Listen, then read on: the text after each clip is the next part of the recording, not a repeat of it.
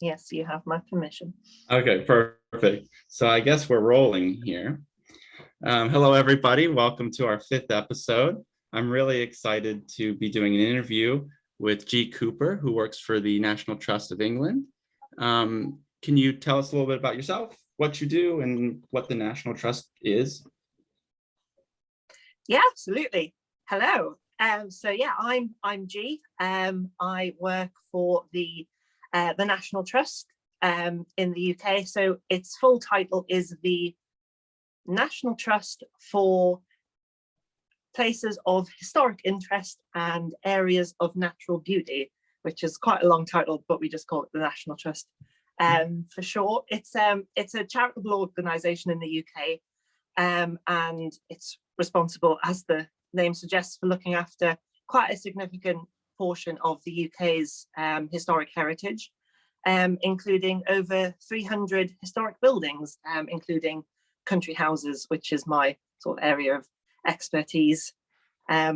So working for the National Trust, my role is collections and house officer at a park, and my role is essentially responsible for the conservation and care of the house itself and the historic collection within it. Fantastic. I think I misspoke. I did say of England, but the National Trust, I suppose, covers the entire UK then. Yes. So, well, to be honest, actually, now that I think about it, the National Trust that I work for is more of an English-based organisation. There is a completely separate National Trust for Scotland, but the National Trust that I work for covers England, Wales, and Northern Ireland. Okay. But Scotland has its own for some reason. Very cool. It kind of makes me think of UNESCO a little bit. Does it have like the same role that UNESCO has for like World Heritage Sites, but for the UK? Yes, very similar. I mean, the one that comes to mind is Versailles, which I've been to quite a number of times, being a UNESCO World Heritage Site. It is very similar because we have a sort of a system in the UK where we have buildings that get listed, which means that they have sort of certain legal protections on them. And the National Trust cares for quite a number of these, which, have been given over to the National Trust by their former owners and have been sort of conserved and reopened back up to the public, so that everyone can enjoy them. Wonderful. So far on this podcast, we've talked a lot about Italian art, principally painting and sculpture, but we've also done work with literature, but we haven't spoken at all about architecture. So it's really, really fun to use this format to start to talk about architecture, and also how the Renaissance is something that we can say is living, or something that continues beyond its own period. Because your specific area is 17th and 18th century? Is that correct? Yes. So a bit of 17th century, predominantly the 18th century in English country house building. Right. But there's a really substantial influence from a Venetian architecture from the 1500s named Andrea Palladio. And you know quite a bit about Palladio. Yes, Palladian architecture, as we call it here in the UK, is, such an important part of country house building. I mean, it sort of emerged in the early 18th century, particularly with a gentleman called Colin Campbell, who published a work known as Vitruvius Britannicus, which was heavily influenced by not just Palladio's work, but also the work that inspired Palladio, which was the Roman architect Vitruvius, which is where Vitruvius Britannicus comes from. But we also have a gentleman called Giacomo Leone, who does the first English translation of Palladio's most famous work, which is I Quattro Libri, or the 4 books of architecture, which again also was inspired by Vitruvius's own 10 books of architecture. So there's quite the link going back from from sort of the 18th century heyday of country house building all the way back to Palladio in the Renaissance, and even further back to sort of Roman architecture at the sort of turn of the first century, 0th century. I never really know what to call that period. Right. Well, right, because I would say Vitruvius was writing in the 1st century BCE.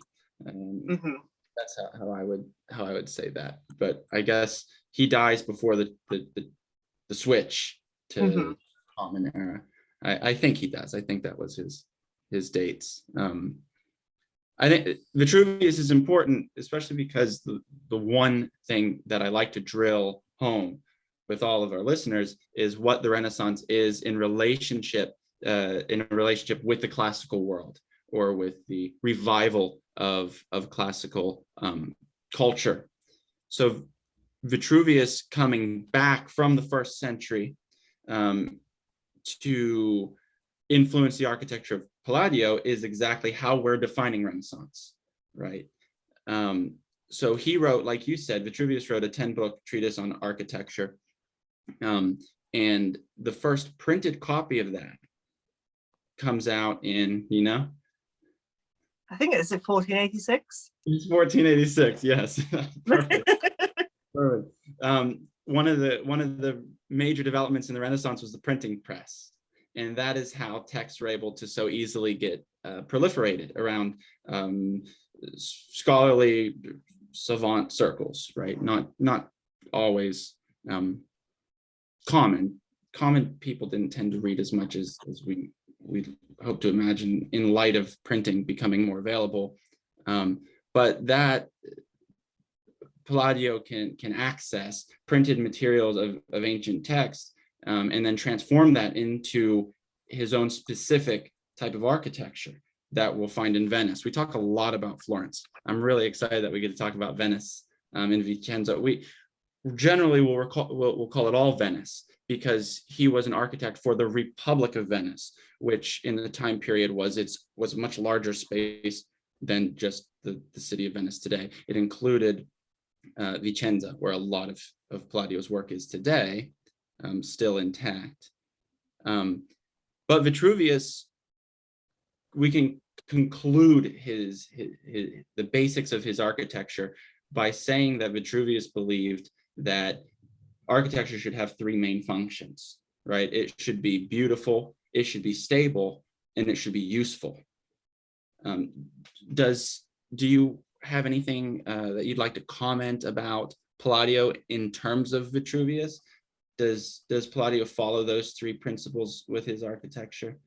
I think he certainly does, and I think you can certainly see the sort of the core elements of Vitruvius's architecture in Palladio's work. I think what differentiates Palladio from earlier Renaissance architects who had brought in classical elements from ancient Rome is he sort of tries to elevate it, not just in a sort of aesthetic way, but also almost in a physical way by building these palazzo and these villas in the countryside on these sort of hilltops, and often on top of a foundation.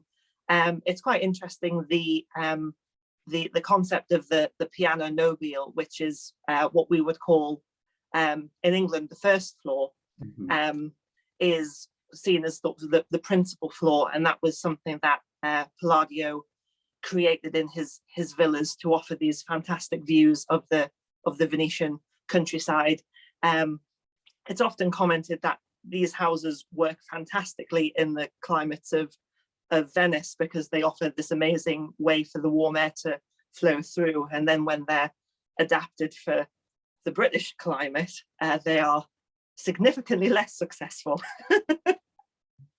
That's an interesting point. Especially, I love how we pronounce things so differently. I'd call that the piano nobile, right? This is good vocabulary for art history students. The piano nobile would be in the United States, what do we do? Ground floor, first floor, second floor, right? So that'd be the second floor. in a lot of Italian city-states, the entryway to a palazzo, especially urban palazzos. I don't know about the country house particularly, but the urban palazzo or the palazzo within the city would have public access often to the ground floor.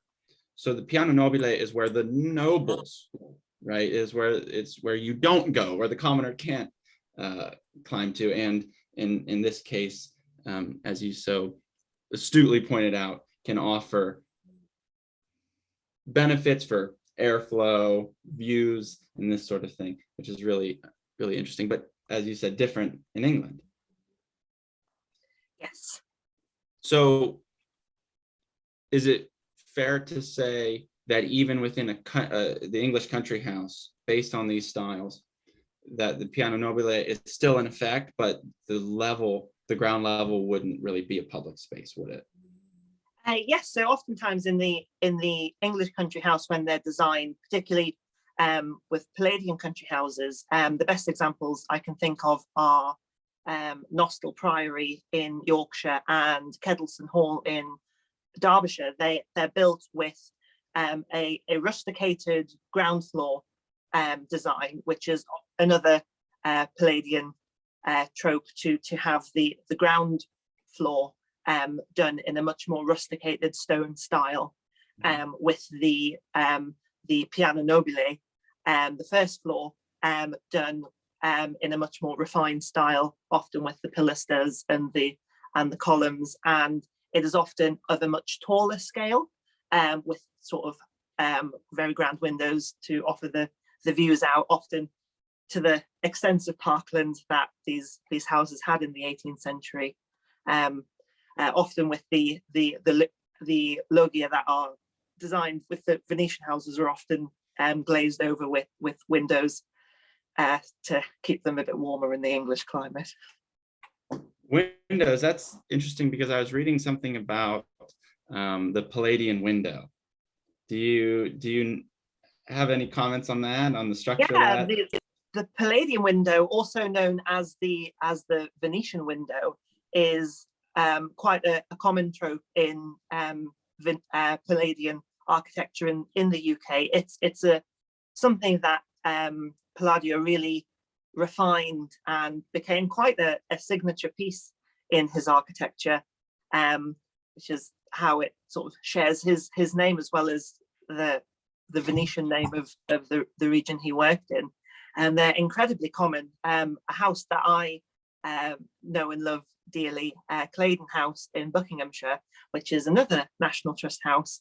I should mention that the three houses I've mentioned so far, Kedleston, Nostell and Claydon, are all National Trust houses. The Claydon has its western facade, which is the ornamental facade, is absolutely dominated by this enormous, almost 25 feet tall Venetian window, which offers absolutely amazing views out to the parkland and to the lakes that Claydon oversees. So really, it's a hallmark. You know, when you see that window, you know what kind of house you're looking at. It's such a trademark. We see that a lot with either windows or arches or vaulting. Your pointed arch is going to be for Gothic architecture typically, and your rounded arches tend to be Romanesque or classical, depending on when it was built and who influenced it. So I think that's an interesting point. I had another question about that, but I've lost it. So that's gonna be lame. It's okay. So what would we say are you talked about his quattri libri, right? His 4 books. What does he detail in those about how architecture should be, and how do we see that in the English country house, and even in relation to what the country houses he does in Italy, if you can comment on that? Oh, that's a fun one. I think my understanding is that it's he very much relies on something. I believe it's known as the sort of the five orders, which is you have Corinthian and also later composite at the top, Corinthian, Ionic, and then I believe it's Tuscan and Doric.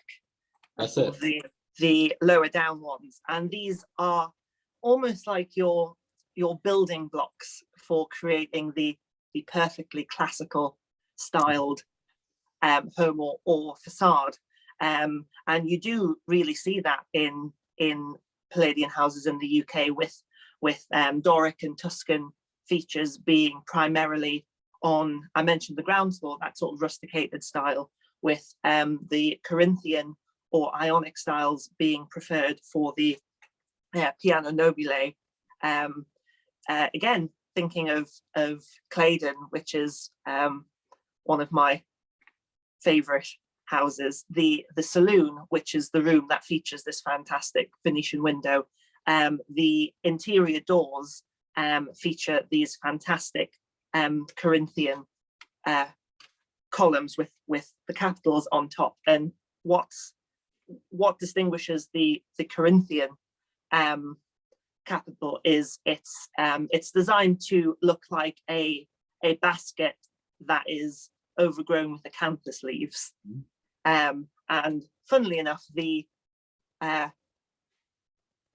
fireplace at Claydon in that saloon further tells that story of the supposed creation of the Corinthian order by showing, I believe it is a young girl who is crying over a lost loved one, and so she is transformed into, I might be getting this wrong, she is transformed into a basket that then overgrows with acanthus leaves, and the architect is passing by and sees this basket overgrown with acanthus leaves and is inspired, and that is all depicted in this fantastic sort of marble 18th century fireplace, and complemented by the room being covered with Corinthian capitals. So it's, you know, it's all encompassing.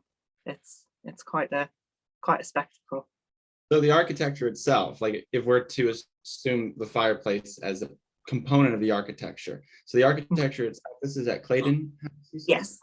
So the architecture itself is informing how we read the architecture of the room. Is that the way I understand it? Yeah, it's you know, the idea is, you know, because 18th century aristocrats, you know, the one thing they want you to know is how educated they are, and the height of education in that period is the knowledge of ancient and classical antiquity.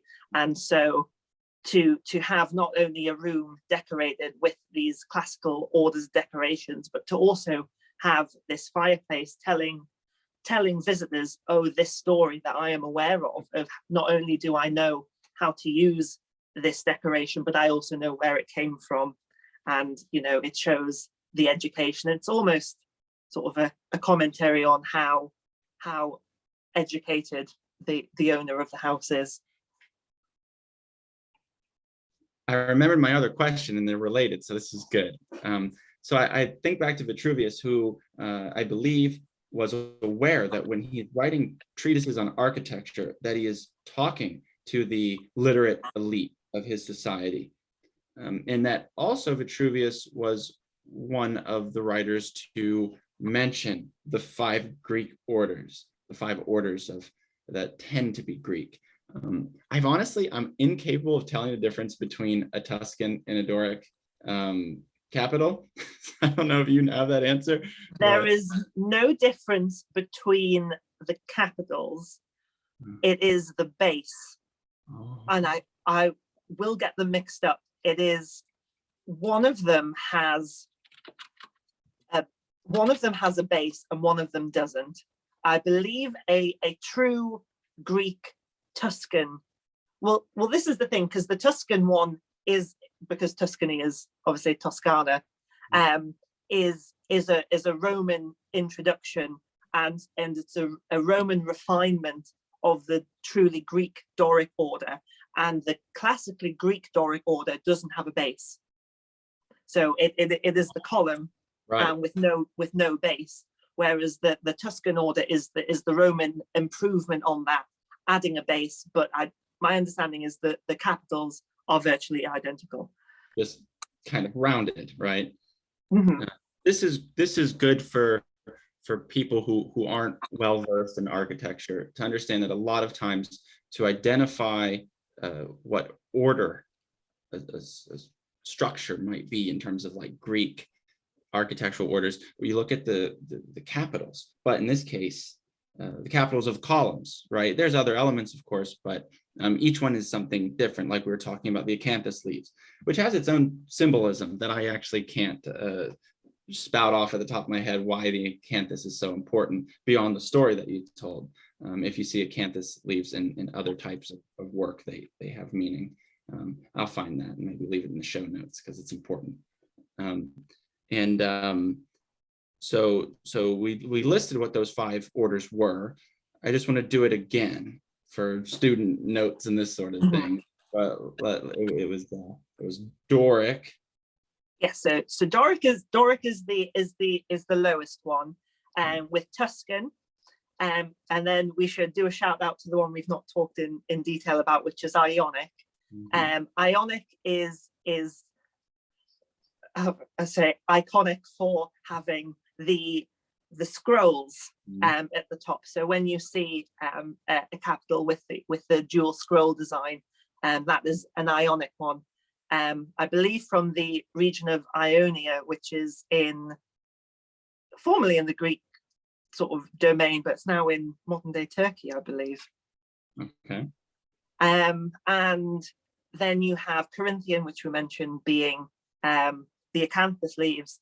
And then an interesting one is composite, which is where you combine the acanthus leaves of the Corinthian order, and you add what they call volutes, which are these where the corners of the capital are very, very pronounced, and they're pronounced into a scroll like the Ionic order, which is where it gets the composite name, because it's a composite of Ionic and Corinthian, to be even grander than either. So that's when you really want to show off. Right. And as you kind of elevate through the Greek orders, the ornateness of the column capital becomes more and more detailed and more impressive and more difficult to sculpt, especially if you have a major colonnade that you're putting in. The other term that you used was rusticated stone. Do you want to talk about what that means and what it's for? Yeah, absolutely. So when I say rusticated stone, so if you imagine when you're building something out of stone, you have your carved stones, which are sort of a cuboid shape, and you stack them up, and then you have the pointing, the mortar to keep them all together, and you'll get a relatively flush facade. Sometimes you get sort of, depending on how thick the pointing is, you might get sort of little recesses. The idea of rustication is to almost carve sort of a beveled appearance to the front of the stone, so that each individual stone can be seen as its own, rather than as a uniform flush facade, which is often much more sort of appropriate for a facade like the piano nobile, where you're adding sort of more decorative elements like pilasters and columns to it. But the bottom, to make it almost give this appearance of strength and a more solid foundation to it,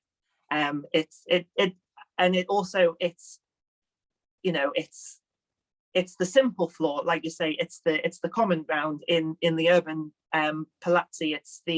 It's the public entrance, and often in country houses it is the everyday entrance, or it's where the servants enter through, and it's where you would find servant areas and kitchens and things. And so it is less prestigious than the piano nobile, which has the the drawing rooms, the salons, the entertainment rooms.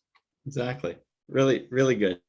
We talked in the last episode about the Pazzi conspiracy, and how Florence basically violently flipped on Easter Sunday when the Pazzi murdered Giuliano de' Medici in the Duomo, but that Lorenzo lived and was taken back to his palace. If you were to look at images today of the palace that still stands, it's called the Palazzo Medici Riccardi, because the Riccardi family bought it after the Medici. You'll find that the ground floor is built the exterior of rusticated stone. And that is, like G said, to give the appearance of strength or of a fortress, so that if someone's attempting an assassination coup on your family and everyone you can bar the doors of the lower level of your palazzo, and it looks like you're held up in a fortress. Now, when you go directly one level above that, you're usually looking at a smoother stone or stucco. Stucco is basically like plaster today, a little different, right? So this is an important point for understanding Renaissance architecture, urban Renaissance architecture, but also I didn't realize that this was integrated into the English country house as well. Are there any stories? Maybe we didn't really prepare to talk about this sort of thing. Any moments in the history of these houses where they were put under assault? Is that something that happened to the country houses, or? That's the period of Palladian country houses is actually one that postdates any sort of real conflicts in English sort of history. There is sort of a period. It's interesting to think that actually, because one of the the 18th century, in the 17th century, because one of the first conflicts that comes to mind when you mention about that is the English Civil War, which happens from 1642 until 1651. So that is in the sort of early to mid 17th century. And just prior to that date is the first real introduction of Palladian or English, just say English, Palladian or classical architecture to England in the form of the architect Inigo Jones, who is considered to be he builds what's called the Queen's House at Greenwich, which is now flanked fabulously either side by the Greenwich Royal Hospital, but right in the middle is this very sort of unassuming classical white house, and I do wonder if it ever was sort of besieged during the English Civil War, because it certainly did exist, but it does also have that rusticated style ground floor with the smoother first floor. It is quite a stunning building, and Inigo Jones was a big heavily influenced by Palladio, and sometimes the issue with later Palladian architecture is you wonder, are they getting their inspiration directly from Palladio, or are they sort of seeing it through an even sort of further lens, looking at it through Inigo Jones? I mean, that's how influential he was. So what was is it Inigo? Inigo, it's a Welsh name. Inigo Jones was a Welsh architect. And Inigo, is responsible for Palladian revival, or had some. I would certainly say that the Palladian revival and the classical revival in the British Isles was almost solely down to Inigo Jones. I mean, he was incredibly influential. He became a royal architect. I mean, the name it suggests, the Queen's House. I do believe it was built for Queen Anne of Denmark, who was the wife of James I.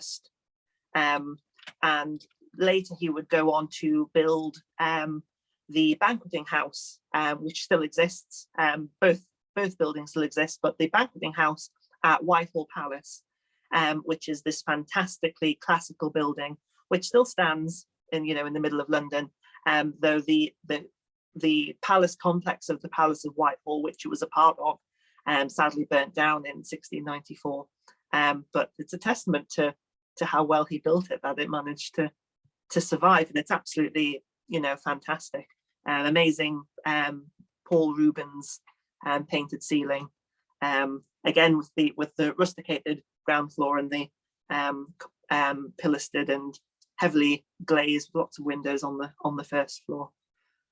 That's lovely. I am a really big Peter Paul Rubens fan.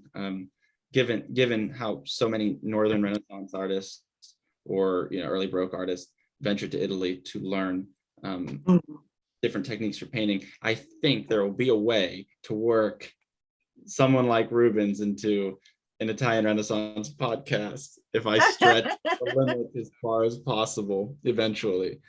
So this really what we're getting at now is the meat of this conversation. What I really, really want to bite into and tackle is we're talking neoclassical, we're talking Palladian, which we're not referencing as neo-Renaissance, right? Because it's too hard to distinguish whether a Palladian architecture is referencing Palladio or the classical treatises and monuments and architecture that Palladio was using in reference for his work.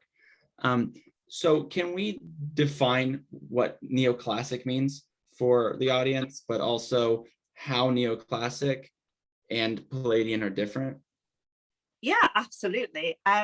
For me, some of the core differences is, as we said before, with Palladian, you have a group of British architects, Colin Campbell, William Kent, Lord Burlington, in the early 18th century, who are, looking at the works of Inigo Jones, and then by reference the works of Palladio, and then by reference the works of Vitruvius, and then adapting it themselves. So you have, Vitruvian architecture at its core, but then it is warped.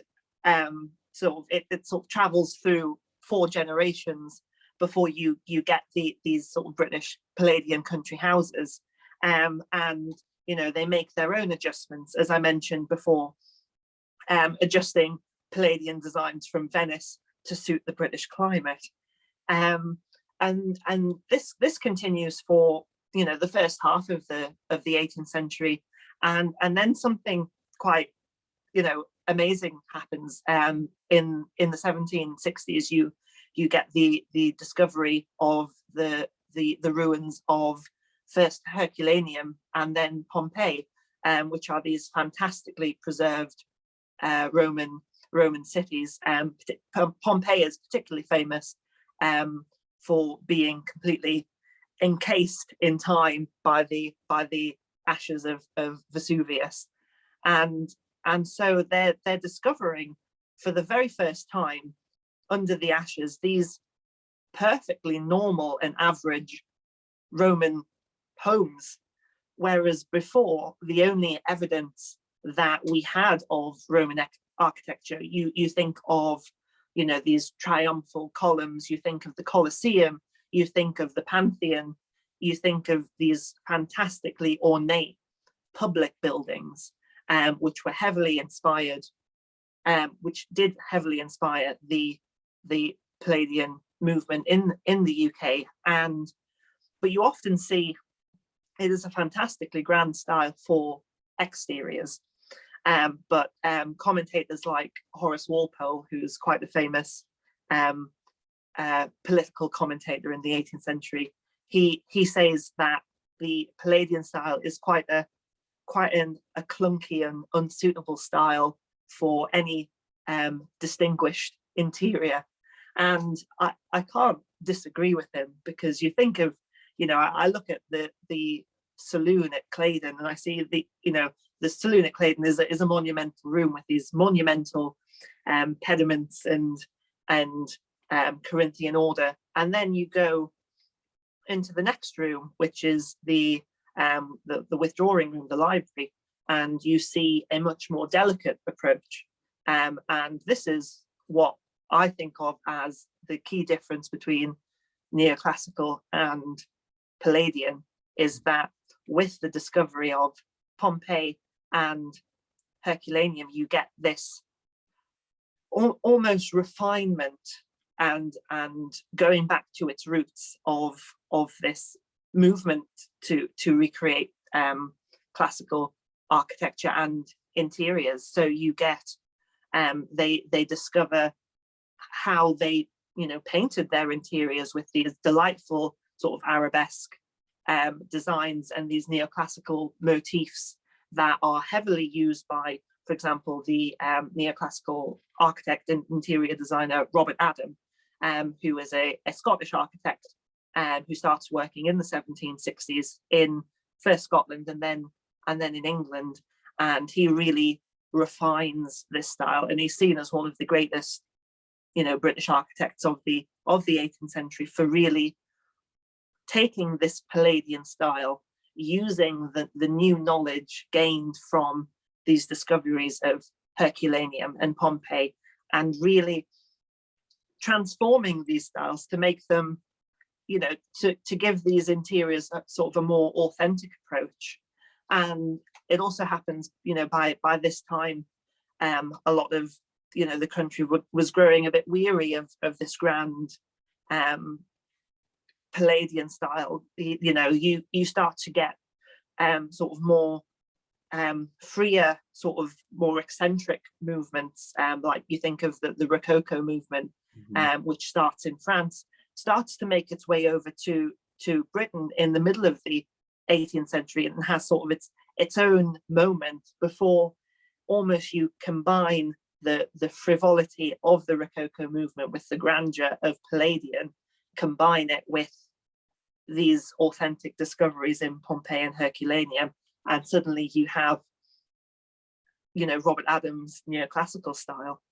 I hope that makes sense. It makes perfect sense. I do want to talk real briefly. I'll just give a quick history of Pompeii and Herculaneum, because that's important. A lot of people typically don't know about Herculaneum unless they start. Yeah, it's interesting because, But 79 AD, southern Italy, we're talking, if we don't know what happened in Pompeii, Mount Vesuvius erupted. And what that eruption did was essentially completely bury the city of Pompeii and the city of Herculaneum. The discovery of Pompeii, we're talking when was this? 1700s?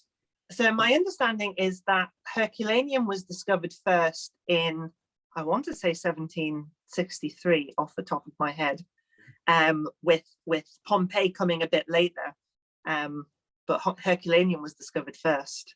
So Pompeii, as it stands right now, I've been very fortunate to go to Pompeii several times. I've also been to Herculaneum. Pompeii is on the outskirts of Naples, and the archaeological site there is massive, and it doesn't really interfere with anything besides the Mount Vesuvius landscape. So they are still, and they've undug maybe half of Pompeii, probably less. So they continue every day to make discoveries in Pompeii that inform us on life in ancient Rome.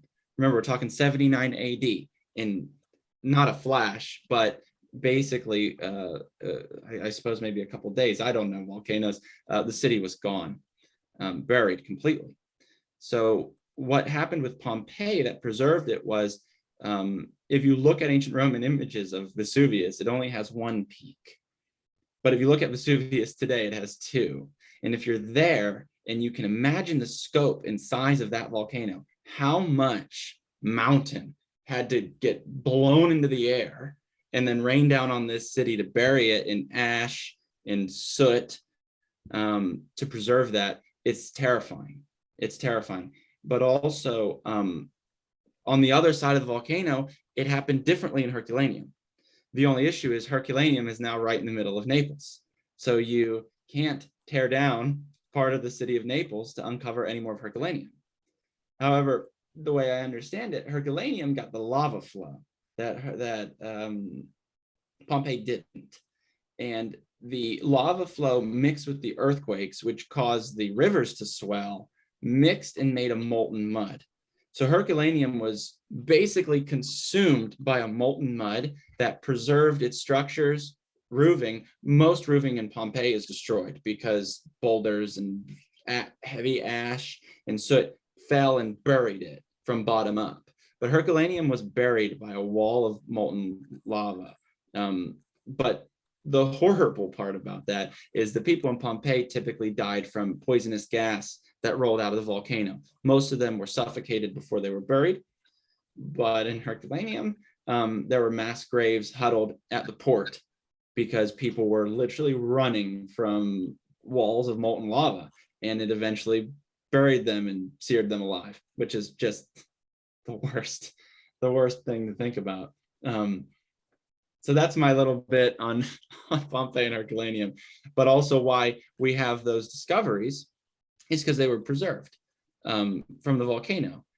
But now this is where we need to start to think about what Renaissance is and what neoclassical architecture and art is, and what Palladian art in this almost neoclassical period, and how they're different. The Renaissance operates on what it thinks is classical antiquity, because they didn't have all the resources that the neoclassical period had. So referencing, tell me if I've got this right, G. So referencing Palladio for architecture is more like referencing a Roman architecture based on what was thought to be Roman architecture, where neoclassical architecture tends to operate from a more true model, given discoveries that happened between the end of the Renaissance and the start of the neoclassical period. Did I get that right? Absolutely. Especially, Palladio and the architects who used Roman architecture in the Renaissance, they had access to what was there. So with grand public architecture, they you can get that spot on. But when it comes to designing homes, sort of that sort of domestic, particularly interior architecture, that is something that you find that they take the elements that they know and they understand, and they try to translate them into sort of interiors and into sort of smaller spaces, and with varying success. And then you see sort of the discovery in Pompeii and Herculaneum, and you see, oh, these interiors, sometimes they're a lot more simple. They involve a lot more painted elements. They're not, then you see cartoons of Roman sort of architecture or anything Roman, and everything is columns and pillars and pediments and porticos and all that, when really that is the sort of the grandest and most extreme form of Roman architecture that wouldn't have been sort of there every day. But exactly as you say, that's what the Renaissance scholars had access to, and that was their understanding at the time. It makes me think of even in the neoclassical period. I'm just going to take one step away from architecture for a second. In the Renaissance, they did not know that for Roman and Greek sculpture that are all white marble typically, or bronze, but the white marble sculptures would have been clothed and painted. So a lot of Renaissance sculpture, such as the famous Michelangelo's David, would be completely white, is completely white, and was never painted, even though classical sculptures were. And when we get to sculpture in the neoclassical period, I can think principally of Antonio Canova. I don't know if you know anything about Canova, but even neoclassical sculpture is still done white and unpainted, because even by the neoclassical period, they didn't have all of the archaeological tools to realize, wait a minute, there's pigment here that we can detect with modern technology. So now we know that if we're looking at a classical sculpture or a bust or anything like this, that there would have been color to them. But both the Renaissance and neoclassical sculpture got that wrong. And I don't think there's really many people today doing classical Greek painted sculptures. None that I know of. So I guess a last important question is the political implications tied to using a Palladian architecture in England, or referencing classical architecture. It doesn't have to be Palladian explicitly, but what does that provide on, like, for a political scope?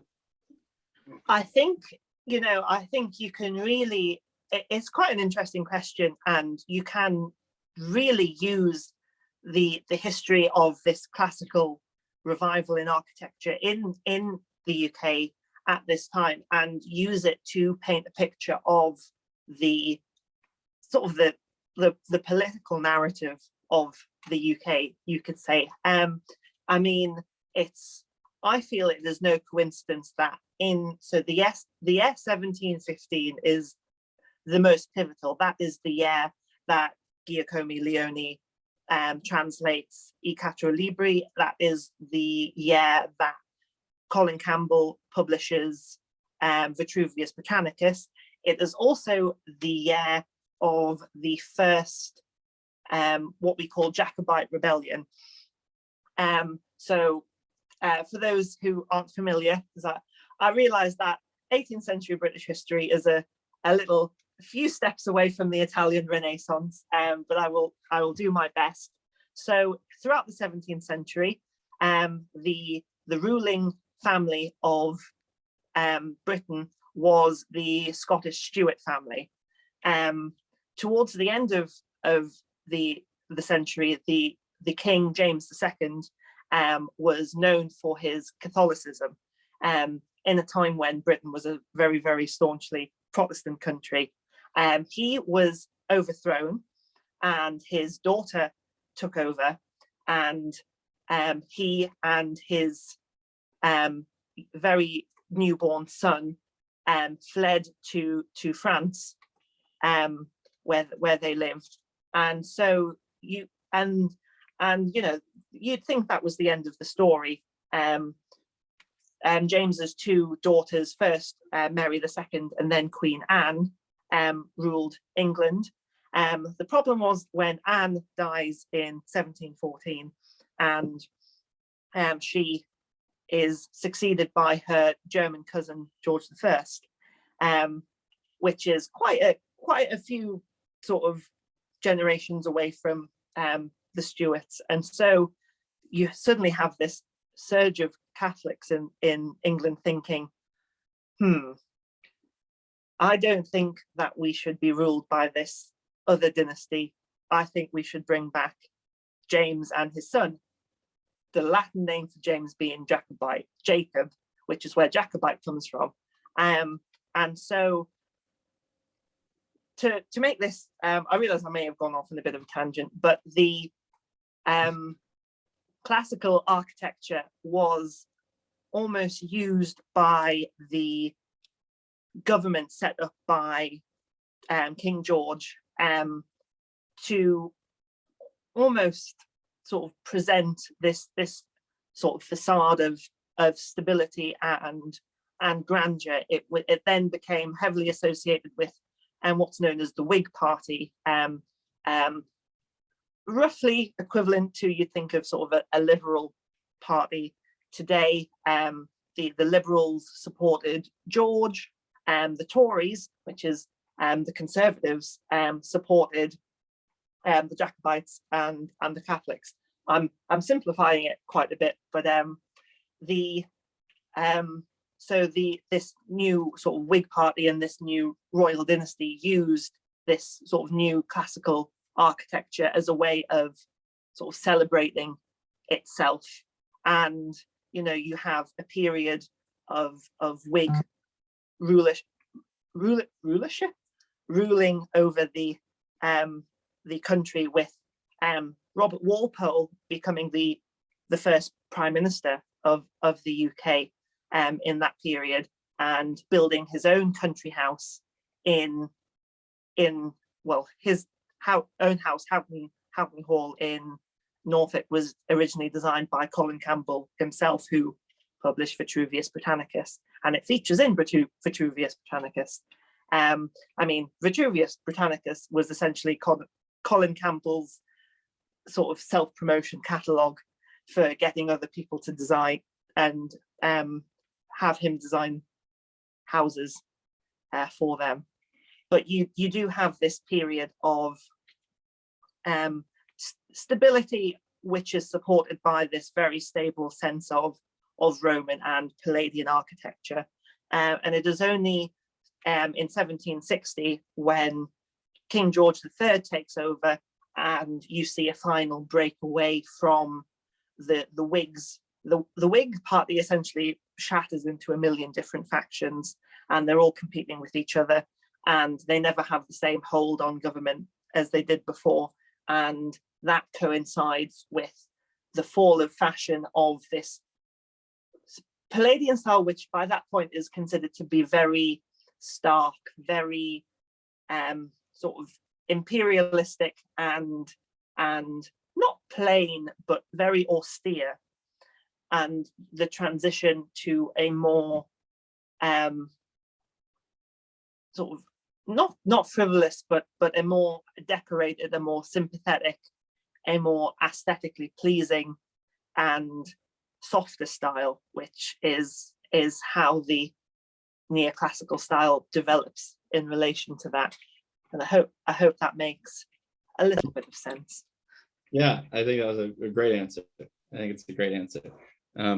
We see a lot the emulating Roman architecture to create a sense of monumental power, or to make implications about yourself in relation to the origin of the architecture, be it like a Roman imperial sense that you might find during the Renaissance, but also in this Palladian style, as you said. I think that's really interesting. I never thought about neoclassical as softening that. I think that's interesting, or making it more refined. I think it's interesting that you said that. Yeah, very, very much so. Again, it goes back to that idea of making it more authentic, refining it, improving what you had before, using the new knowledge to improve upon something. This very much the case with the neoclassical style that emerges. So I guess let's do a brief summary of kind of what we went over and why it matters. I think that's always important. Like, why are we talking about this? I'm constantly refining my definition of what the Renaissance is, and thinking about the Renaissance, a Renaissance style, from an architect as important as Palladio, among the most important Italian Renaissance architects that we know of, to find his style in 18th century England, right? I always got to do that math. I got to like jump up to 1700. I'm always like, wait a second. And to realize that Renaissance architecture is continuing to live centuries later in a kind of a new guise, right? It's got a different purpose. It functions differently, but is visually recognizable. But then it's also something that we have to pit up against the contemporary style that would be neoclassical, right? That would we say neoclassical as contemporary to like English Palladian, or as like a result of?